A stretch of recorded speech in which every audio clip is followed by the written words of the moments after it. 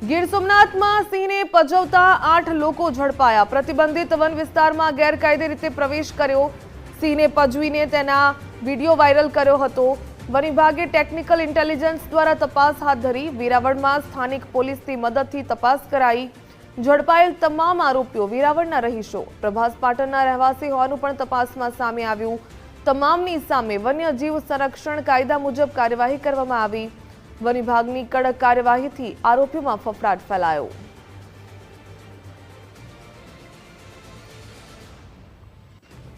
ઝડપાયેલા તમામ આરોપીઓ વેરાવળના રહીશો હોવાનું સામે આવ્યું। ગીર સોમનાથમાં સિંહને પજવતા 8 લોકોને ઝડપી પાડવામાં આવ્યા। પ્રતિબંધિત વન વિસ્તારમાં ગેરકાયદે રીતે પ્રવેશ કર્યો હતો। સિંહને પજવીને તેનો વિડીયો પણ વાયરલ કર્યો હતો। વન વિભાગે ટેકનિકલ ઇન્ટેલિજન્સ દ્વારા તપાસ હાથ ધરી। વેરાવળમાં સ્થાનિક પોલીસની મદદથી તપાસ કરવામાં આવી હતી। હાલ તો ઝડપાયેલા તમામ આરોપીઓ વેરાવળના રહીશો હોવાનું સામે આવ્યું।